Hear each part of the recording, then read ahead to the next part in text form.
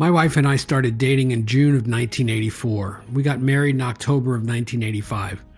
So, by my math, that's 42 years of her putting up with me, and almost 41 of it being legally binding, and I'm told that's the part that actually counts in court. Well, here's the thing about a relationship that spans 4 decades. The way you found each other has almost nothing to do with the way you stay together. We met a certain way back in a certain era using certain, let's call them discovery methods that would look completely foreign to anyone under 35 today. But staying together since October of 1985, well, that required something else entirely. Trust built slowly. Signals read correctly most of the time. A whole lot of "I hear you, but let me finish loading what you actually meant," which incidentally is also how I describe every AI tool I've used this year. Now, I bring this up because today we're talking about something that sounds technical, the way search engines are changing. But it's really the same story. How people used to find things is not how they find things now. And most businesses are still using the old discovery method, wondering why no one's showing up. Search is broken. It's not gone. It's broken, like a system that used to work and now runs on rules nobody told you changed. So let's talk about what replaced it.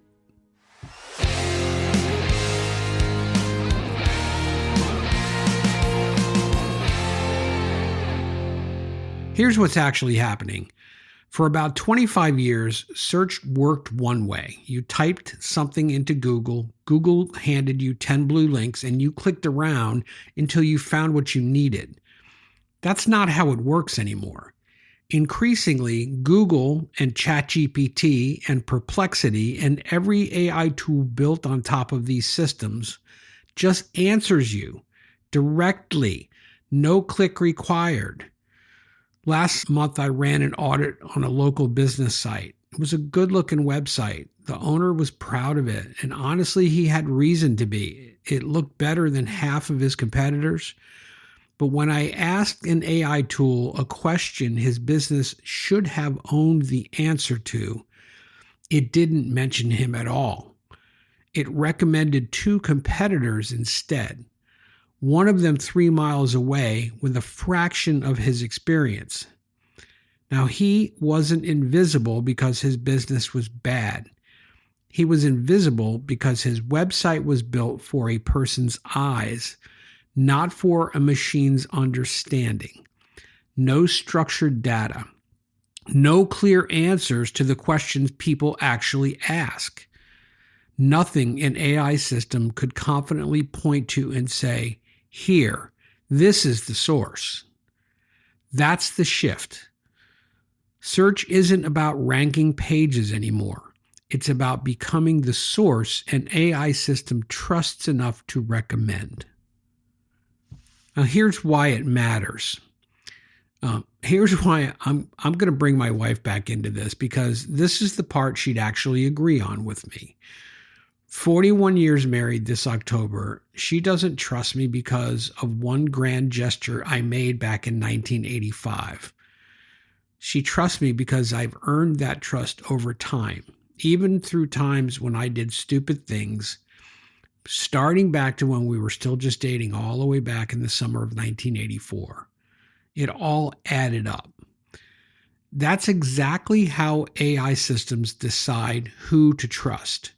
Not one keyword, not one clever headline, consistent, structured, verifiable signals about who you are and what you actually do, stacked up across your website, your reviews, your listings, until the system is confident enough to vouch for you to a stranger. Most businesses are still trying to win on the equivalent of a great first date. One good headline, one nice photo, Meanwhile, the system evaluating them is looking for decades of consistent evidence delivered all at once in a format that it can actually analyze. And here's the part that should concern you more than comfort you. If you don't control that evidence, someone or something will draw conclusions about you anyway. An AI system doesn't wait for you to clarify. It reads what's there and moves on, the same way a stranger reads your business for the first time without your context or your history. If what's there is thin, vague, or missing, the system doesn't give you the benefit of the doubt. It just recommends someone else. I believe your website just became more important, not less. Everyone panicking that websites are dead has it backwards. AI systems need a source to point to. Social media can't be that. A PDF menu can't be that. Your site has to be the trusted record, or the system will find someone else's.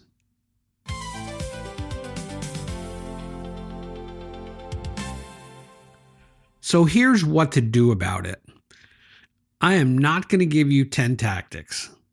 One thing done well matters more than a list. Go find the 3 questions your customers actually ask you out loud, in person, before they ever hire you. Not the questions you think that are impressive, the plain ones. Do you serve my area? How much does this usually run? How fast can you start? Now go check your website. Are those questions answered anywhere in plain text? Not a photo, not a PDF, not buried in a paragraph about your passion for excellence. If the answer is no, that's your first fix. Not a redesign, not a rebrand. 3 plain answers written where a machine can read them. That's the AEO version of what my wife figured out about me back in 1984, before either of us knew what we were building. Don't make people guess. Say the true thing plainly and say it consistently. And trust gets built whether anyone's watching or not. So here's what I'll leave you with today.